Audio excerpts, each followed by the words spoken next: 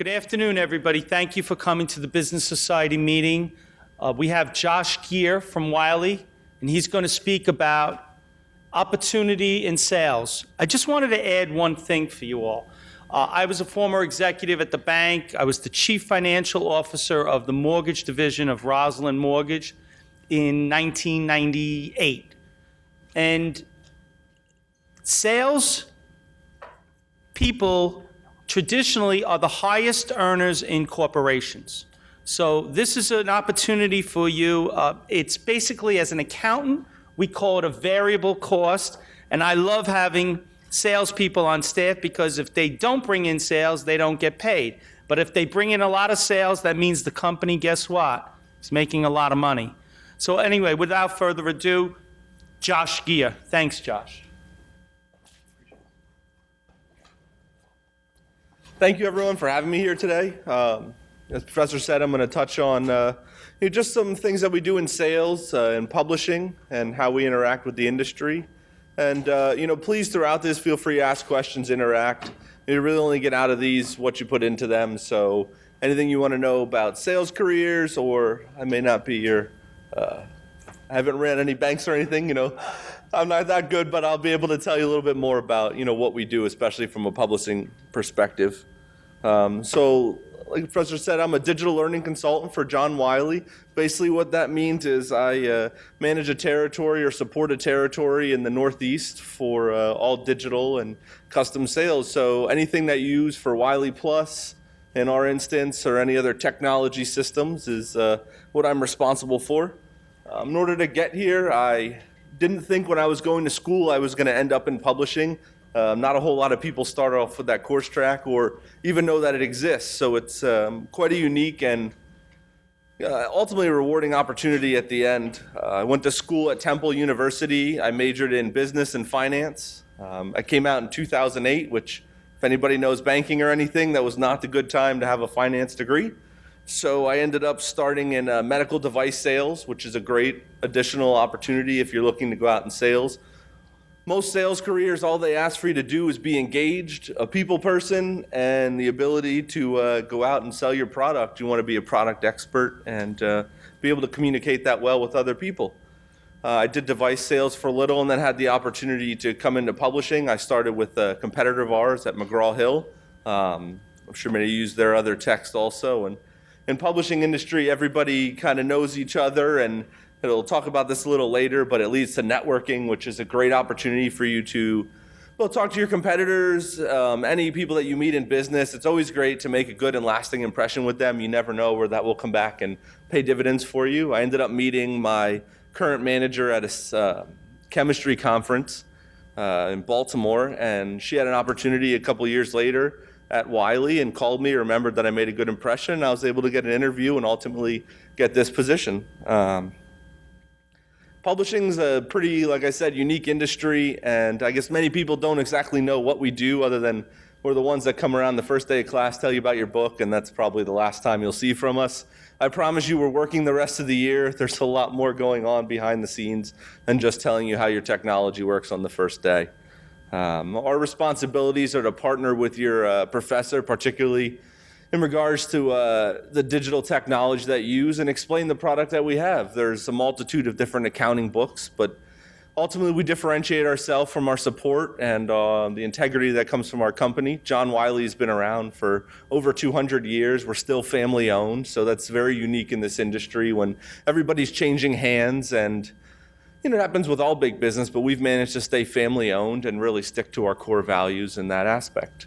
As I said, we partner with your professors. We meet with them on usually monthly basis and talk about their course and what their objectives are, as students, what your challenges are, and how we can better improve your learning outcomes. We also go around and we'll look for professors that are leaders in the industry, and as a result, try to sign them as authors or get them to author more material for us. So it's always a sales role, even if you're trying to get someone to buy into your company and write a book for you, or if you're trying to get your professors to use our material and show how that supports you.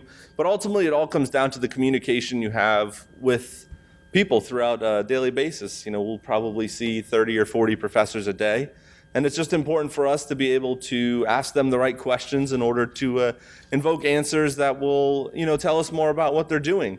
I'm sure everybody has gone through some kind of interview, even if, when you're younger, older, you'll interview dozens of times throughout your life. And it's very important to work on these skills as you grow, and particularly in your classes. So I guess we'll touch a little bit on the interview process, particularly for us. We ask everyone that comes out of school, we want you to have your degree. It's necessary if you're going to be talking to a professor to have some foundation in college, which makes sense. We ask incoming people to also go out on campus and interact with professors. And this is very important, as it'll give you an opportunity to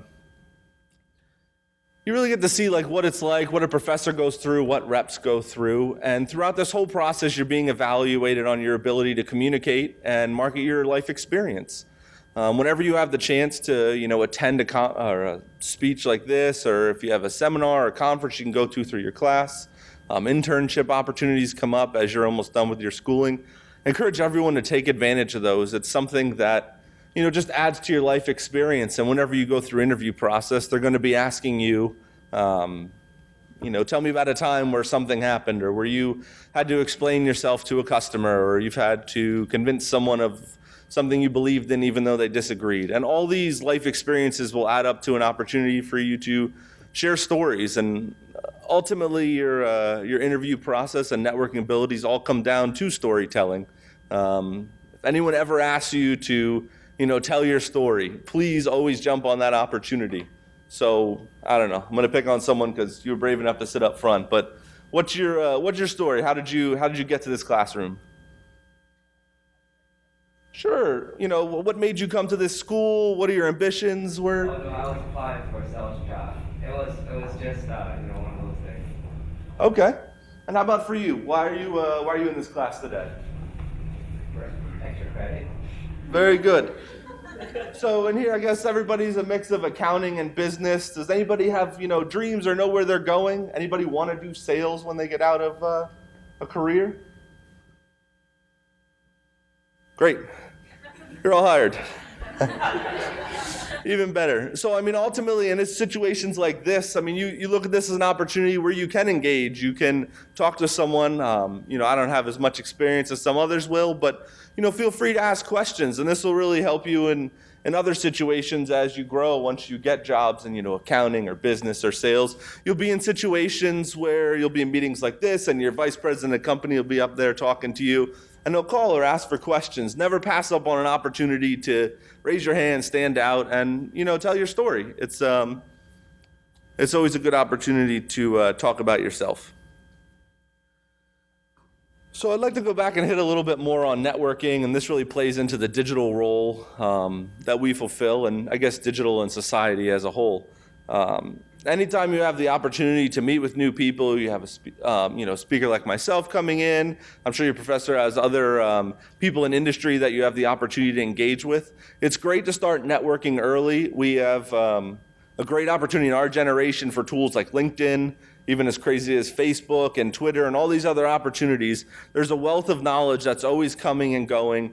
And even for ourselves, when we go to hire someone new, we'll go onto their LinkedIn. And I'm not looking for their resume because they've already sent me that, but I see who they network with, who they talk to.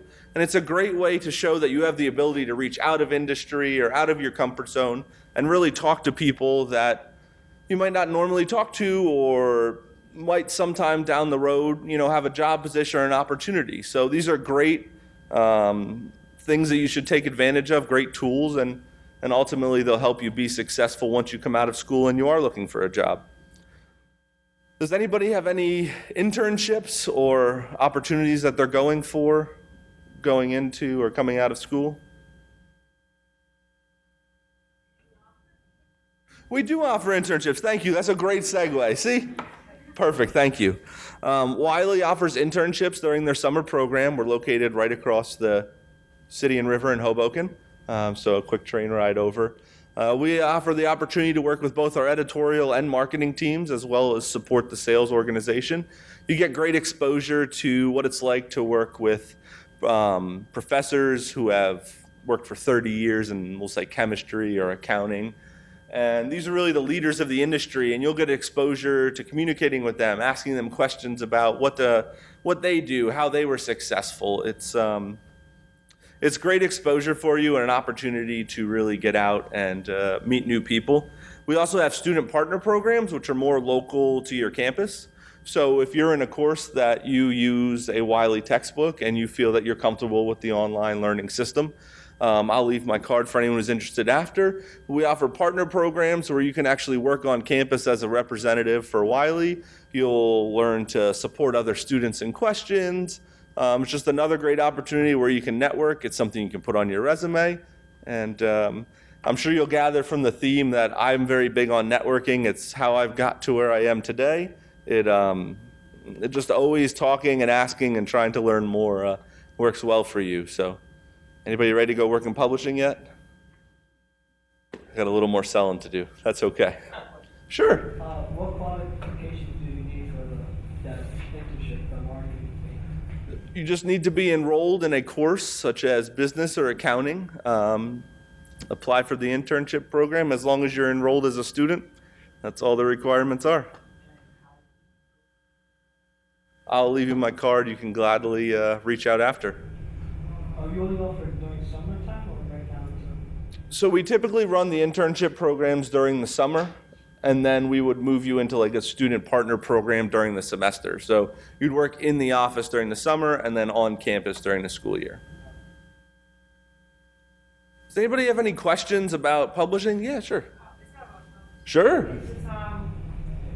What excites you about your job that you hear trying to business? Sure. No, that's a great question. The question was, what excites me about my job that would bring me here today to convince you or talk to you about it? So I have the opportunity to work with students on digital, which is great.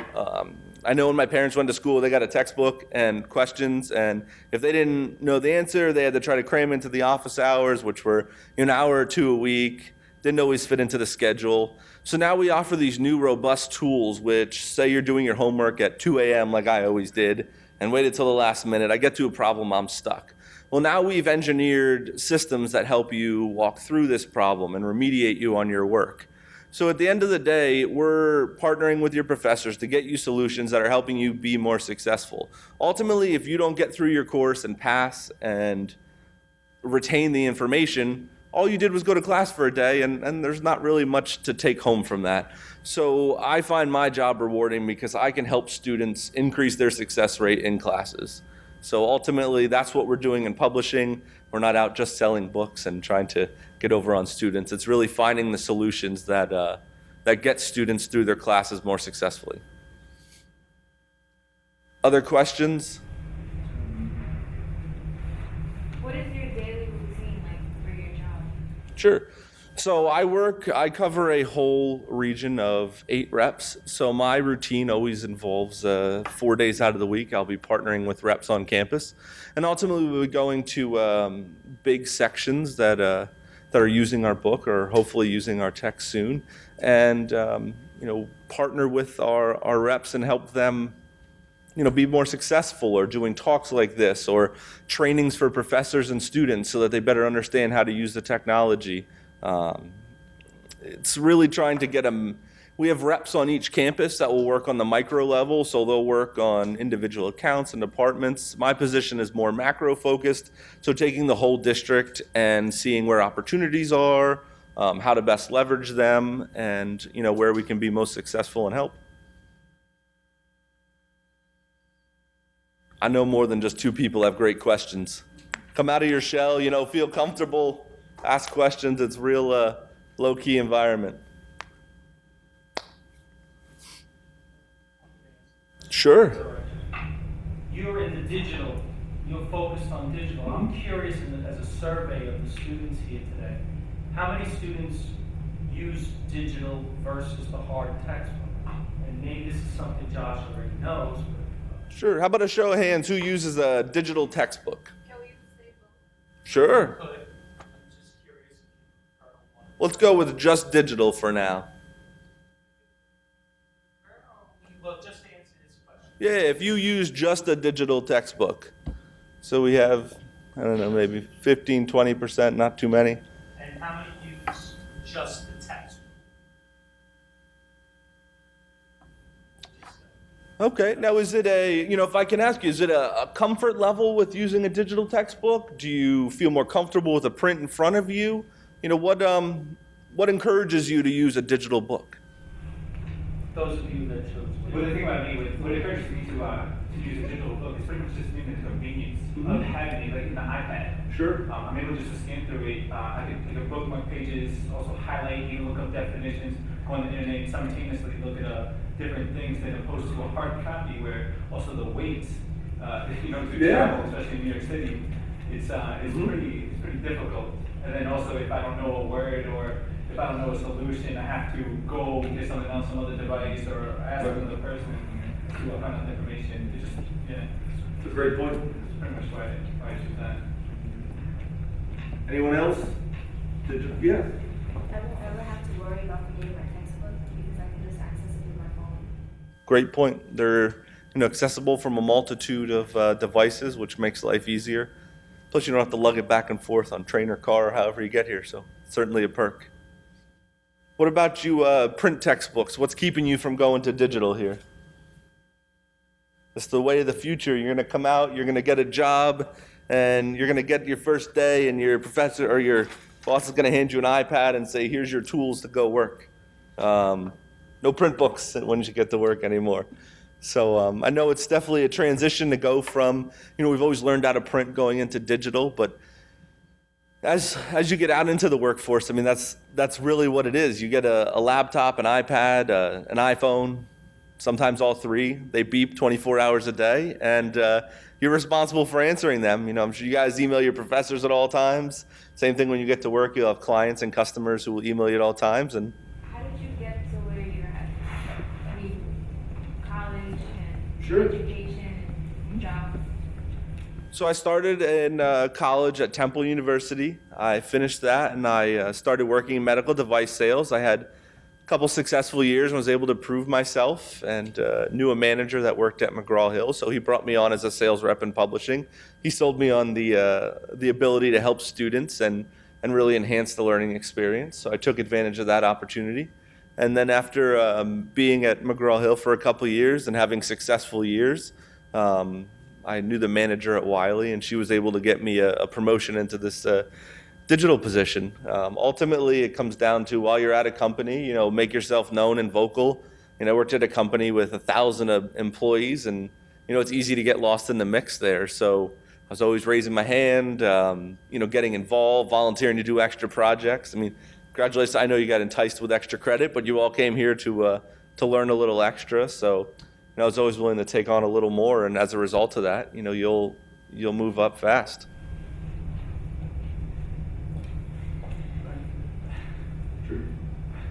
All right, now you received the finance degree, correct? Yes. Now, how did you fall into actually, especially with marketing, sales? Sure. Did you want to stick with finance originally, or? Yeah, I came out with a finance degree. Like I said, 2008 was a tough time for banking. Everything crashed, and I had met with a recruiter during an internship at the school in the finance department, and they told me about the opportunity to go into sales. It was a small medical device company. They'd hire people with no or limited experience, and there was a chance to prove myself. So I'd always hoped to go back into finance, and that's still an option. As you know, every company, both sales and not, will have a finance department. So I certainly am not pigeonholed that I can't take that route, but it seems like sales is a pretty good gig for me. I like talking to people, so it allows me to get out and do that. Other questions? Yeah, let's go. The digital book and the print book. Okay, so we're still a little heavy on the print book in the class. So, well, the thing is, so as far as the print books, they don't have available all the textbooks for digital copies. So you have to use print books, especially in this school. Right. It's one of the things that I run into. I don't know, maybe you choose additional ways. Is this for like upper level courses that you refine that, or is it just like your standard like intro?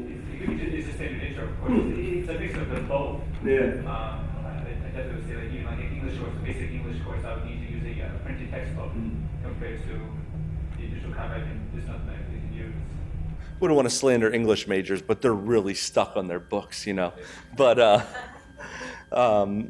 we make, you know, for as far as our publishing, we don't do a whole lot in English, but everything that we make, particularly an intro level up to maybe a sophomore or junior level, will all be available in digital. And that's certainly the transition that both ourself and other publishers are making. Just blame it on the English guys holding out for hope. Now, are you planning to transition completely to digital, or what's the overall? Yeah, I don't think my title's high enough to really answer the high dream on that one. That's ultimately where we would love to go. Everyone move into a digital or, you know, totally renewable format. It allows us to really make text more dynamic. As you said, you touch on a word you don't understand, it gives you a definition. This is, I don't want to flip to the back of the book or, you know, go on. Other times you're going online anyway to look it up, you know, dictionary.com or whatever it is. So, you know, our dream is ultimately to make the print book go into more of a digital format. I know we hear a lot from like K through 12 right now where they're transforming students into an iPad. So these students get to school on the first day and they don't see a print textbook from kindergarten on up. They get an iPad on day one and then that's their tool going forward.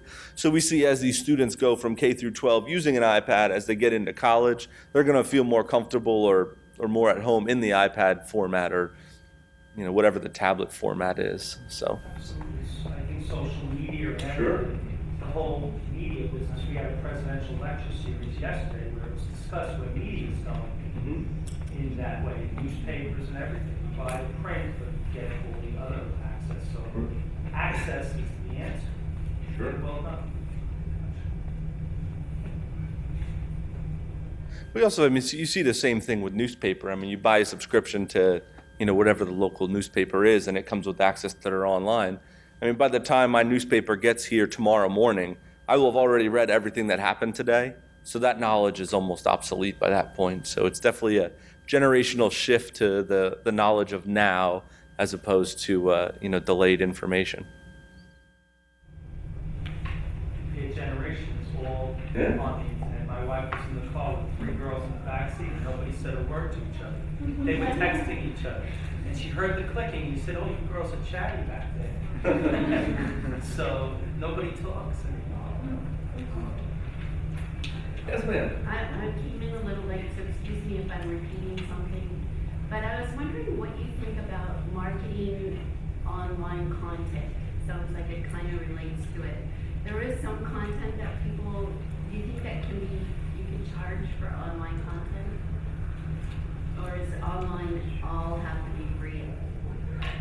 So the question is, do we charge for marketing online content as far as textbooks or as far as? Any kind of content, right? I mean, I'm thinking Sure. of the newspapers and the news. We don't pay for that. I could go Right. onto any app and get that kind of news. Is there any content that is successfully being marketed where people actually pay for it? Sure. I mean, this comes down to the ultimate challenge of, you know, we run into some content that is published for courses as open source is the key catchphrase right now. And the challenge with not charging for the open source is that that content will come printed, just the content. There's no resources that go into that, or if they are, they're minimal. There's not the supplemental feedbacks, the questions that are written and, you know, put into the online form. There's obviously certain costs that are affiliated with this. The direction that we're trying to go with some of our textbooks, starting this coming year with biology, is we'll partner with the OpenStacks and they're open source, which will allow them to provide the material, and then we provide the images, the videos, the tutorials, the walkthrough. So we're more providing just that digital content, and then we charge a substantially reduced price. So instead of having to charge to cover the author to write the content, as well as, you know, the digital guys, if you will, to create that, we partner with them. We let them provide content, and then we would provide just digital resources. So I don't know that content will ever be ultimately free, and still provide the same quality of resources that are available. But I think there's creative ways that are being explored in order to save students and still provide the desired outcomes of, passing your course. Can I help out there? Sure. The way it was told to me, well, first of all, everything involves money. So profitability. Sure. When it was printed and you had advertising, let's say you had $50 million in advertising revenue. All of a sudden now you go onto media, and that $50 million printed revenue, advertising revenue, went down half, like that. When you then went on media, people advertised, but that 25 million you lost, I'm making round numbers here, turned into 1 million on the internet. Let's say social media, you're on Facebook, you're on this, on the side. And the advertising is a little more, they track you. So if I hit a button and I pick running, I run. Now I'm gonna see all running shoes on the side and this and that, and not everything. So it's a business decision too, in that this media ultimately is reduced revenue. And how do you make it better? I don't have that answer, but it sounds to me that the printed side, if the advertising is that much lower, and it's even getting lower, because people are going more towards digital advertising. And we will see a transition similar to an analogy to post office. The stamp has become somewhat obsolete, and probably, you people are my age, it may not exist. I don't know, but I'd like to think it would, but it probably won't. From a practical perspective, why would I spend 50 cents a stamp, or whatever it is, I don't even know, instead of automatically paying online and not have that stamp, and play the float simultaneously?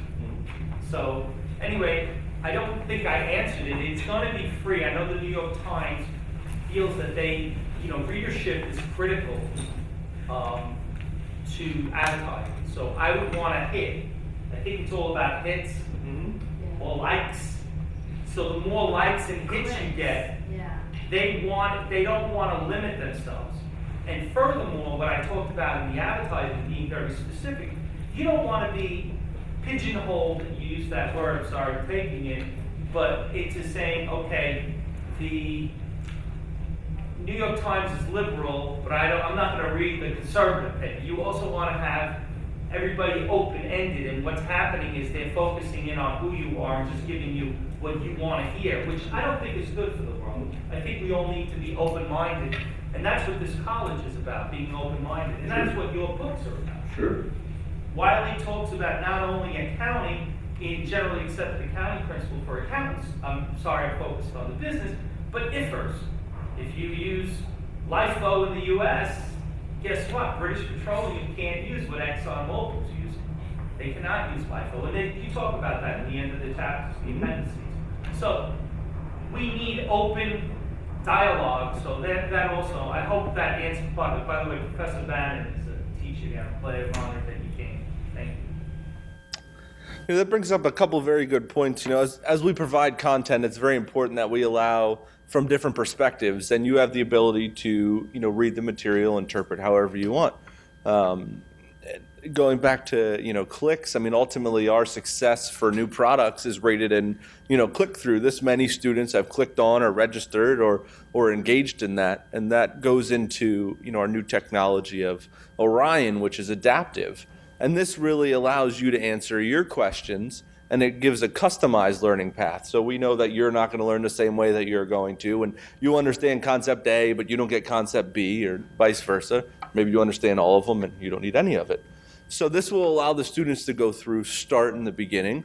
You answer some questions, and from this, the system starts learning from you. Okay, you understood this concept, this was confusing. So we're going to send you this way and you this way.